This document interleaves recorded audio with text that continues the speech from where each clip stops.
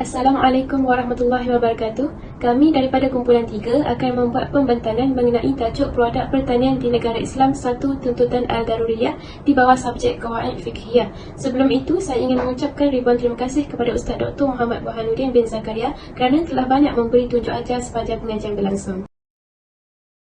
Izinkan saya perkenalkan diri dulu. Nama yang diberi Nur Ifafiah binti Rahim, nombor matrik 055112. Okey, seterusnya kita pergi kepada abstrak, iaitu maqasid syariah merupakan matlamat syariat untuk memberi manfaat kepada manusia baik di dunia maupun di akhirat. Susunan maqasid syariah terbahagi kepada 3 peringkat, iaitu pertama, keperluan ad-daruriyah, iaitu keperluan aspek yang asas. Al-daruriyah terbahagi kepada 5 asas utama, iaitu ad-daruriyat al-khamsah, iaitu memelihara agama, memelihara nyawa, memelihara akal, memelihara keturunan dan memelihara harta benda.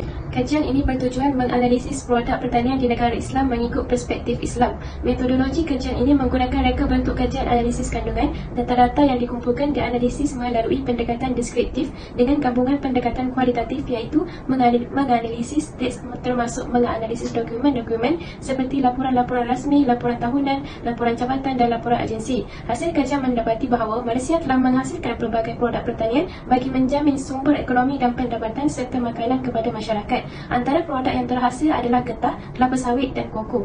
Bagi negara Indonesia pula, antara produk pertanian yang dihasilkan adalah teh, kelapa sawit dan koko. Implikasi kajian mencadangkan agar semua pihak hendaklah melihat kepentingan sektor pertanian dan sektor hijau ini sebagai suatu potensi untuk dimajukan. Ini kerana sektor ini merupakan suatu pelaburan jangka masa panjang yang memanfaatkan sehingga ke generasi akan datang. Pengenalan. Pertanian merupakan salah satu sumber pendapatan dan berpotensi besar untuk meningkatkan ekonomi sesebuah negara. Seiring dengan kemajuan teknologi kini, sektor pertanian diperluaskan dan menjadi antara agenda dan keutamaan negara. Melalui program pertanian yang semakin efisien, penghasilan produk pertanian di beberapa negara Islam seperti Malaysia dan Indonesia contohnya semakin pesat dan besar skalanya. Rentetan daripada itu, kegiatan ekspor beberapa produk pertanian utama di negara-negara tersebut semakin meluas. Di Malaysia dimaklumi bahawa jumlah ekspor sektor pertanian direkodkan sebanyak RM1018,706,230, manakala jumlah import sebanyak RM98,291,892 pada tahun 2020. Secara umumnya, negara Malaysia telah menyumbang sebanyak 7.4% dalam sektor pertanian kepada KDNK negara ASEAN pada tahun 2020, manakala Indonesia pula dicatatkan telah menyumbang sebanyak 13.77% dalam sektor pertanian kepada KDNK negara ASEAN tersebut. Seterusnya, isu-isu fik berkaitan produk pertanian bagi dua negara Islam iaitu Malaysia dan Indonesia. Kemudian, penggunaan najis haiwan sebagai baja di Malaysia. Penggunaan baja merupakan perkara yang tidak asing lagi dalam industri pertanian di Malaysia bagi menghasilkan keluaran produk pertanian yang berkualiti untuk kegunaan masyarakat. Terdapat 2 jenis baja yang digunakan dalam industri pertanian di Malaysia, iaitu baja organik yang terhasil daripada bahan semula jadi dan baja bukan organik yang terhasil daripada bahan kimia. Sebenarnya telah meluas penggunaan baja organik daripada najis haiwan dalam industri pertanian di negara ini kerana menurut pakar, penggunaan baja organik lebih baik berbanding dengan penggunaan baja bukan organik disebabkan kesan-kesan buruk yang mendatangkan kemudaratan kepada manusia serta alam sekitar. Namun, telah timbul isu penggunaan bahan yang kotor seperti najis haiwan yang tergolong dalam baja organik kerana Islam melarang umatnya untuk menggunakan perkara-perkara yang kotor dalam urusan kehidupan seharian mereka. Seterusnya, para ulama telah mengeluarkan hukum penggunaan baja najis haiwan terhadap tumbuhan berdasarkan 2 perkara, iaitu yang pertama tumbuhan al-jalalah, yang kedua tumbuhan bukan al-jalalah. Yang pertama, tumbuhan al-jalalah, iaitu tumbuhan yang tidak ditanam di atas tanah seperti tumbuhan yang membesar di dalam air. Seterusnya, tumbuhan ini mengalami pembesaran daripada penggunaan baja najis haiwan yang menjadi ejen pembesaran yang mana nutrisi daripada najis dalam air tersebut diserap masuk ke dalam tumbuhan yang ditanam. Kemudian, ulama menghukumkan bahawa tumbuhan tersebut adalah makruh dan haram. Kemudian, halal dengan melakukan yang pertama, proses purifikasi bagi penggunaan baja najis haiwan yang halal dimakan, iaitu suatu proses kuarantin tumbuhan tersebut di dalam air bersih bagi mengembalikan kesuciannya sehingga hilang bau dan rasa najis tersebut. Yang kedua, proses sama perlu dilakukan bagi penggunaan baja najis haiwan yang haram dimakan, iaitu 1 basuhan air bercampur tanah dan 6 basuhan air bersih. Yang kedua, tumbuhan bukan al-jalalah, iaitu tumbuhan yang ditanam di atas tanah dan tidak mengalami tumbuh sarang akibat daripada penyerapan nutrisi baja najis haiwan yang digunakan, tetapi ia menyerap nutrisi daripada tanah yang telah disuburkan oleh baja najis haiwan tersebut yang bertindak sebagai ejen pengurai bagi tanah tersebut, bukan tumbuhan yang ditanam. Seterusnya, ulama menghukumkan tumbuhan tersebut adalah halal sama ada menggunakan baja najis haiwan yang halal atau haram dimakan. Dan seterusnya, tumbuhan tersebut akan melalui satu proses secara semulajadi, iaitu proses istihalah yang akan memberi hasil tumbuhan yang halal. Itu sahaja daripada saya serahkan kepada sahabat saya yang seterusnya. Sekian, terima kasih. Terima kasih kepada rakan saya yang telah membentang. Saya Nurul Afifah binti Iqbarul Hakim akan menyambung pembentangan di bawah tajuk Bank Pertanian Syariah sebagai cara meningkatkan hasil pertanian dan peningkatan ekonomi di Indonesia. Baik, Bank Pertanian Syariah merupakan badan usaha yang menghimpun dana dari masyarakat untuk urusan pertanian dalam rangka menjaga keseimbangan hasil pertanian masyarakat yang berlandaskan ajaran Islam. Bank Pertanian Islam di Sulawesi Selatan Indonesia banyak membantu masyarakat dalam memajukan hasil pertanian mereka. Kewujudan persamaan ekonomi di Indonesia sentiasa dibincangkan secara meluas oleh pelbagai kumpulan, mulai dari kerajaan kepada rakyat biasa. Agihan ekonomi Indonesia masih agak perlahan disebabkan pelbagai faktor mereka yang menjadi kerja rumah kerajaan, sekalipun peningkatan ekonomi Indonesia telah mencapai 6%, tetapi ia tidak dapat mengalahkan kesejahteraan rakyat. Melihat dari potensi rakyat dalam menjalankan kegiatan ekonomi memang patut dipuji, tetapi itu hanya untuk mereka yang terlibat dalam industri sahaja, dan ini tidak dapat dilihat dari seluruh negara lah maksudnya. Dan pertanian akan menjadi satu kuasa besar jika diuruskan dengan betul, diintegrasikan ke dalam satu sistem perniagaan tani yang bersatu. Membina sistem dan perniagaan tani yang kukuh bermakna membina pertumbuhan serta ekuiti sektor supaya ia berlaku keseimbangan antara sektor-sektor. Dan salah satu kawasan yang memanfaatkan kekayaan wilayah dalam bidang pertanian adalah di Indonesia Timur, iaitu Sulawesi Selatan. Syariah berlandaskan kekuatan iman dan akhlak serta mempunyai implikasi timbal balik baik di dunia maupun di akhirat. Hidayah dalam pengamalan syariah merujuk kepada dua sumber syariat Islam, iaitu Al-Quran dan As-Sunnah Nabi Muhammad SAW. Jadi kesimpulannya, pelbagai pihak seharusnya mengambil berat tentang isu-isu fik berkaitan produk pertanian kerana sumbangan industri tersebut yang besar kepada umat Islam, lebih-lebih lagi sebagai sumber makanan. Jadi selaku negara Islam, pihak pentadbir seharusnya memandang serius isu-isu tersebut bagi menjaga kemaslahatan masyarakat Islam terutamanya, serta memastikan tidak berlaku kerosakan bumi akibat daripada proses-proses pemekasaan penghasilan produk-produk tersebut seiring dengan perubahan zaman. Seterusnya, analisis pengeluaran dan kemasukan produk pertanian di negara Islam. Negara Islam mampu mengeluarkan produk pertanian yang berkualiti tinggi hasil daripada teknologi yang semakin maju dan berkembang tinggi. Pada tahun 2019, Malaysia berjaya menghasilkan pengeluaran buah sawit iaitu 71074571 tan metrik dan berlaku peningkatan berbanding tahun 2018 iaitu 70188691 tan metrik sahaja. Tambahan pula, pada tahun 2019, kelapa sawit merupakan penyumbang utama kepada sektor pertanian di Malaysia iaitu sebanyak 37.7%, diikuti pertanian lain sebanyak 25.9%. Dan pada Mac 2020, pengeluaran kelapa sawit meningkat kepada 7002974 tan metrik berbanding Januari 2020 iaitu sebanyak 5966128 metrik sahaja. Namun pada Disember 2020, pengeluaran kelapa sawit menyusut dengan ketara berbanding tahun 2019 berikutan kerana pandemik COVID-19. Dan ia mencatatkan pertumbuhan negatif sebanyak 3.6%. Jadi pengeluaran kelapa sawit atau buah sawit yang segar dapat menghasilkan minyak sawit yang berkualiti merupakan permintaan yang tinggi di luar negara. Selain itu, di Malaysia juga mengeluarkan getah asli sebagai sumber pertanian yang memberi banyak faedah kepada masyarakat. Okey, tadi kelapa sawit, sekarang masuk kepada getah asli lah. Dan getah asli ni dihasilkan pelbagai produk iaitu seperti sarung tangan getah, benang getah, tayar, tiup dan sebagainya. Pada Januari 2019, sebanyak 74638 tan metrik dan meningkat berbanding Disember 2018 iaitu sebanyak 55037 tan metrik sahaja. Ia juga berlaku peningkatan yang baik sebanyak 35.6% berbanding Januari 2018. Pada Januari 2020, getah asli dapat dikeluarkan sebanyak 66,232,000 tan metrik berbanding 58,437 tan metrik pada Disember 2019.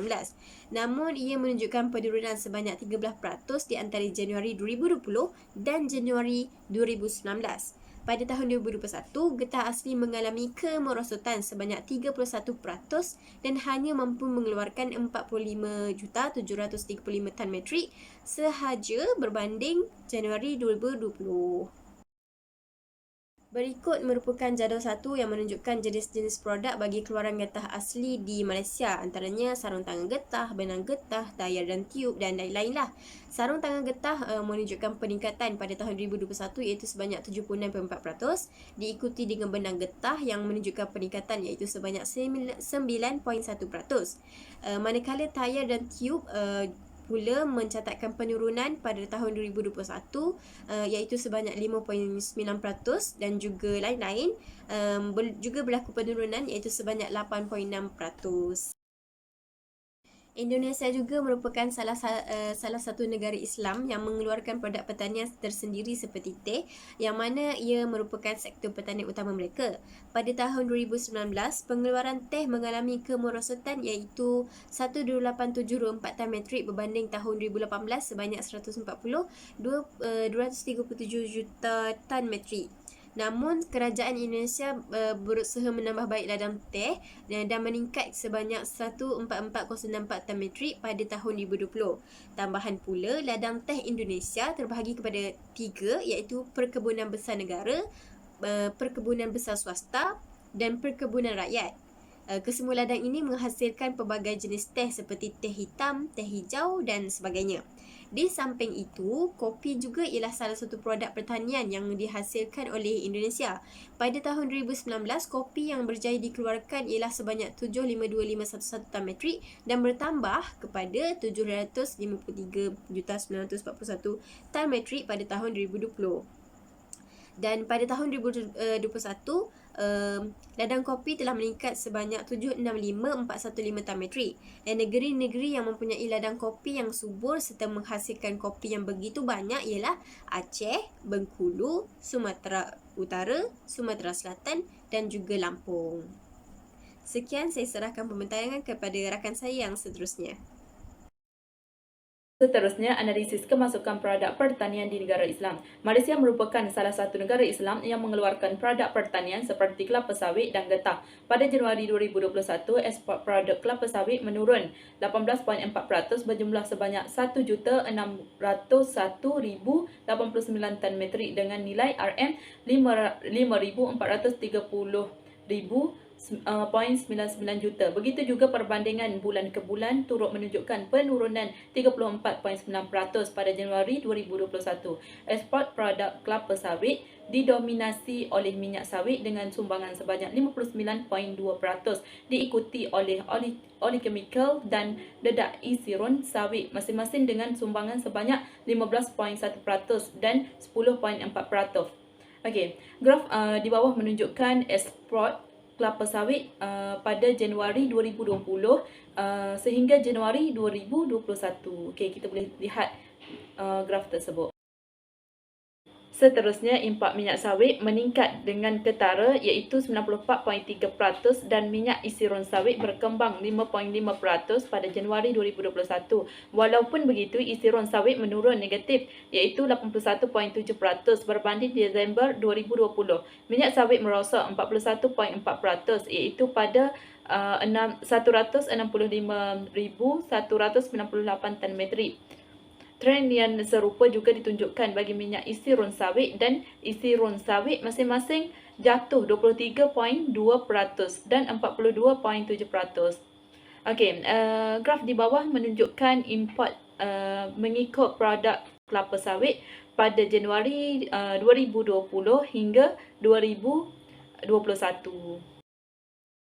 Ekspor getah asli Malaysia berjumlah 62,332 tan metrik pada September 2021, meningkat 5.3% berbanding Ogos 2021. Datuk Seri Dr. Muhammad Uzir Mahadim berkata, prestasi ekspor produk getah negara disumbangkan oleh produk berasaskan getah asli seperti sarung tangan getah, tayar, tiup, benang getah dan kondom. Produk sarung tangan getah merupakan ekspor utama dengan nilai sebanyak RM3.1 bilion pada September 2021, menurun sebanyak 2.2% berbanding Ogos 2021. Okey, carta di bawah menunjukkan import dan ekspor bagi getah asli pada November 2020 dan Oktober sehingga November 2021. Indonesia pada 2018 mampu mengekspor 49,000 tan komoditi teh. Ekspor komoditi teh kebanyakannya disasarkan ke Malaysia. Setiausaha Eksekutif Persatuan Teh Indonesia, Atik Darmadi berkata kebanyakan teh yang diekspor adalah teh hitam iaitu 80% dan teh hijau iaitu 20%. Pada tahun 2018 sehingga 2020, ekspor teh telah menurun daripada 108,451 tan metrik kepada 96,323 tan metrik. Okey, jadual di bawah menunjukkan kemasukan produk pertanian teh pada tahun 2018 sehingga 2020. Okey, kita dapat lihat jadual tersebut, jadual import dan ekspor. Okey, sumber daripada Statistik Teh Indonesia Siri 2 2021. Pada tahun 2018, bilangan ekspor kopi menduduki tempat keempat komoditi terbesar di Indonesia. Indonesia menduduki tempat keempat sebagai sebuah negara pengekspor kopi terbesar di dunia dengan jumlah kopi 666,000 tan. Perkembangan nilai ekspor kopi kondisi 10 tahun terakhir iaitu 2010 sehingga 2019 mengalami peningkatan sebesar 1.66% per tahun. Nilai ekspornya naik sebesar 2.76% per tahun. Penurunan ekspor kopi Indonesia paling tinggi terjadi pada tahun 2018 sebesar 40.15% atau mencapai 187.83 ribu tan. Tahun 2017 mencapai 467.79 ribu tan menjadi 279.96 ribu tan pada tahun 2018.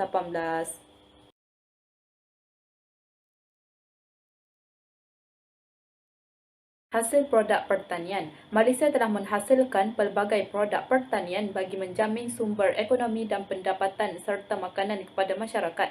Antara produk yang terhasil ialah getah, kelapa sawit dan koko. Berdasarkan pada jadual 1, hasil produk getah telah berlaku penurunan iaitu pada tahun 2017 sebanyak 1,290 kg getah dihasilkan dan menurun kepada 1,404 kg pada tahun 2018 dan meningkat semula kepada 1,406 kg. Seterusnya, pada tahun 2017, kelapa sawit di Malaysia telah menghasilkan sebanyak 17.89 tan dan berkurang kepada 17.16 tan pada tahun 2018, kemudian meningkat kepada 17.19 tan pada tahun 2019, manakala produk koko pula pada tahun 2017 mencatatkan hasil sebanyak 0.14 tan dan berkurang kepada 0.06 tan pada tahun 2018 dan kekal konsisten pada tahun 2019 iaitu sebanyak 0.06 tan koko.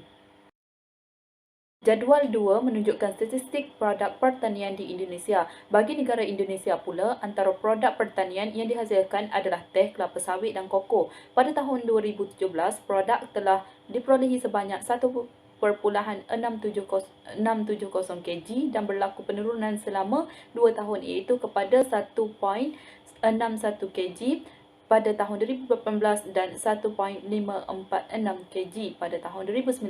Berbeza pula bagi produk kelapa sawit yang berlaku peningkatan sepanjang 3 tahun, iaitu masing-masing memperolehi hasil sebanyak 3.634 kg, 3.666 kg dan 3.974 kg pada tahun 2017, 2018 dan 2019.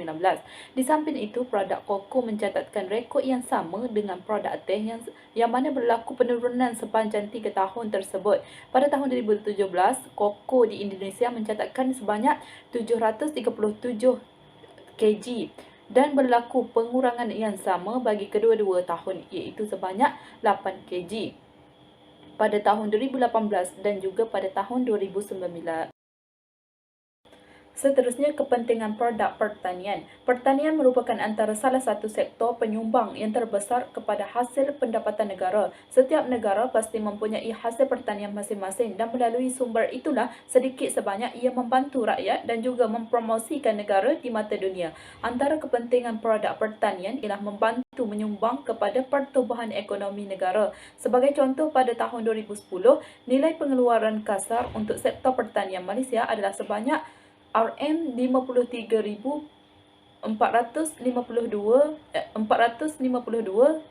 juta, di mana penyumbang utama pengeluaran dalam sektor pertanian adalah subsektor tanaman. Pendapatan yang stabil dari bidang pertanian ini akan membantu negara kita jika menghadapi masalah kemelesetan ekonomi. Selain itu, bidang pertanian juga dilihat dapat mengurangkan kebergantungan terhadap penimportan bahan makanan dari negara lain. Seperti negara kita, kebanyakannya bahan makanan asal seperti beras, kopi, koko dan biji yang lain sesuai ditanam di negara ini. Jika keperluan dalaman rakyat sesebuah negara adalah mencukupi, maka mereka tidak perlu mengimport bahan makanan ini daripada negara luar. Di samping itu, pertanian juga boleh dijadikan perniagaan apabila konsep agropelancongan diterapkan. Sektor pertanian turut dapat membantu dalam memanfaatkan sumber yang dimiliki negara. Umum mengetahui Malaysia dan Indonesia merupakan negara yang dikelilingi dan kaya dengan sumber alam. Justru itu, kita seharusnya memanfaatkan sumber itu sebaik mungkin agar ia membawa kebaikan kepada negara juga bangsa. Kesimpulannya, semua impak positif yang dijelaskan di atas memang boleh diperbarui melalui sektor pertanian. Sektor pertanian pada hari ini tidak terhad kepada pengurusan ladang sahaja. Ia memasuki fasa baharu selaras dengan kemajuan teknologi yang ada, di mana sektor pertanian juga merangkumi penghasilan biji benih atau baka baru, memproses dan memasarkan hasil tani para petani berkenaan. Oleh itu, semua pihak hendaklah melihat kepentingan sektor pertanian dan sektor hijau ini sebagai suatu potensi untuk dimajukan. Ini kerana sektor ini merupakan suatu pelaburan jangka masa panjang yang memanfaatkan sehingga ke generasi akan datang. Jika kita bekerjasama memajukan sektor pertanian ini, negara akan terus bertambah maju dan berkembang di masa hadapan. Sekian itu sahaja daripada saya. Saya serahkan pembentangan seterusnya kepada rakan saya.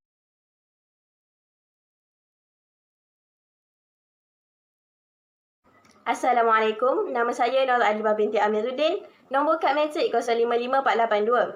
Seterusnya, saya akan menyambung perbentangan sahabat saya sebentar tadi, iaitu pertanian mengikut perspektif Islam. Okey, pertanian merupakan satu kerjaya yang diperintahkan dalam Islam yang mampu mengeluarkan produk makanan dari segi rohani, fizikal, seterusnya zakat dan sedekah. Pertanian juga merupakan satu kerjaya yang memenuhi keperluan ekonomi dan masyarakat mampu mengeluarkan bahan keperluan sayur-sayuran dan berupa bahan-bahan makanan dan pakaian. Manakala dari segi kemasyarakatan pula, ianya berguna kepada seluruh manusia dan binatang. Okey, seterusnya dalam Al-Quran dan hadis yang berkaitan dengan bertani dan bercocok tanam. Apabila seseorang itu melakukan aktiviti pertanian, ia akan lebih membuatkan seseorang itu memahami hakikat sebenar bertawakal kepada Allah Subhanahu Wa Taala yang berkuasa menghidupkan dan mematikan. Itulah kekuasaan Allah Subhanahu Wa Taala, seperti firman Allah di dalam surah Al-An'am ayat 99 yang bermaksud, Dan dialah yang menurunkan hujan daripada langit. Lalu kami tumbuhkan dengan air hujan itu segala jenis tumbuh-tumbuhan. Kemudian kami keluarkan daripadanya tanaman yang menghijau. Kami keluarkan pula dari tanaman itu butir-butir, iaitu buah-buahan yang bergugus-gugus, dan dari pohon-pohon tamar, iaitu kurma. Dan mayang-mayangnya kami keluarkan tandan-tandan buah yang mudah dicapai dan dipetik. Dan kami jadikan kebun-kebun dari anggur dan zaitun serta delima yang bersamaan, iaitu bentuk, rupa dan rasanya, dan yang tidak bersamaan. Perhatikanlah kamu pada buahnya apabila ia berubah. Dan ketika masaknya, sesungguhnya yang demikian itulah mengandungi tanda-tanda yang menunjukkan kekuasaan kami bagi orang-orang yang beriman. Okey, Anas bin Malik radhiyallahu anhu berkata bahawa Rasulullah sallallahu alaihi wasallam pernah bersabda, yang bermaksud mana-mana orang Islam yang bercucuk tanam kemudian dimakan daripadanya burung, manusia atau binatang, tiada yang lain kecuali baginya sebagai sedekah. Riwayat Al-Bukhari. Ibnu Battal ketika menjelaskan hadis di atas menyebut ini menunjukkan bahawa sedekah untuk semua jenis haiwan dan makhluk bernyawa di dalamnya terdapat pahala. Manakala di dalam hadis yang lain pula yang diriwayatkan daripada Jabir radhiyallahu anhu, Rasulullah sallallahu alaihi wasallam telah bersabda yang bermaksud tidak ada seorang muslim yang menanam pohon kecuali sesuatu yang dimakan daripada tanaman itu akan menjadi sedekah baginya, dan yang dicuri akan menjadi sedekah. Apa sahaja yang dimakan oleh binatang buas darinya, maka sesuatu yang dimakan itu akan menjadi sedekah baginya. Apapun yang dimakan oleh burung darinya, maka hal itu akan menjadi sedekah baginya. Tidak ada seorang pun yang mengurangi, kecuali itu akan menjadi sedekah baginya. Riwayat Muslim. Secara kesimpulannya, produk pertanian di negara Islam sangat memainkan peranan yang penting bagi menjamin bekalan makanan yang halal dan bersih daripada sumber alam semula jadi. Di negara Malaysia dan Indonesia, masing-masing mempunyai produk pertanian yang dihasilkan, iaitu di Malaysia antara produk utamanya adalah getah asli, manakala Indonesia pula antara produk utamanya adalah teh.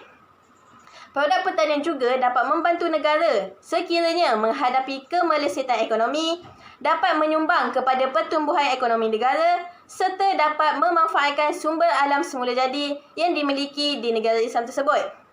Oleh yang demikian, pihak kerajaan mestilah memastikan produk pertanian negara sentiasa lancar bagi menjamin kelangsungan bekalan makanan di negara Islam serta memastikan bekalan sentiasa mencukupi agar dapat diperolehi oleh semua masyarakat di negara Islam. Peningkatan produktiviti pertanian di negara Islam dapat membantu serta menjamin bekalan makanan negara dapat dibekalkan kepada masyarakat untuk jangka masa yang panjang. Mengikut kaedah Qawaid pula, produk pertanian merupakan satu tuntutan daruriyah bagi menjamin kelangsungan hidup setiap masyarakat di dunia, antaranya adalah beras, kopi, teh dan sebagainya. Hal ini kerana pengeluaran produk pertanian di negara Islam merupakan suatu sumber bekalan dan pendapatan yang menyumbang kepada ekonomi sesebuah negara. Seiring dengan peredaran zaman, kemajuan teknologi dalam bidang pertanian semakin meluas. Namun, penggunaan najis haiwan sebagai baja tanaman masih dikekalkan. Oleh yang demikian, timbullah kekeliruan hukum penggunaan baja najis haiwan kerana umum mengetahui bahawa najis merupakan satu benda yang kotor dan diharamkan di dalam Islam. Sehubungan dengan itu, kaedah fiqhiyah yang boleh digunakan bagi menjelaskan isu ini adalah ad-darurat tubihul mahzurat, iaitu kemudaratan mengharuskan larangan. Berdasarkan kaedah ini, dapat difahami bahawa penggunaan baja najis haiwan pada tumbuhan adalah harus dan dibolehkan bagi menjaga kemaslahatan manusia. Hal ini kerana penggunaan baja tersebut dapat menghasilkan produk pertanian yang lebih berkualiti tinggi. Tambahan pula, antara tuntutan utama al-daruriyat ialah memelihara agama, nyawa, akal, keturunan dan harta benda. Oleh itu, pengeluaran produk pertanian menurut kaedah ini amat penting bagi membangunkan sektor pertanian yang pesat dan ini merupakan perkara daruri mengikut pandangan Islam. Itu sahaja daripada kumpulan kami. Sekian, terima kasih.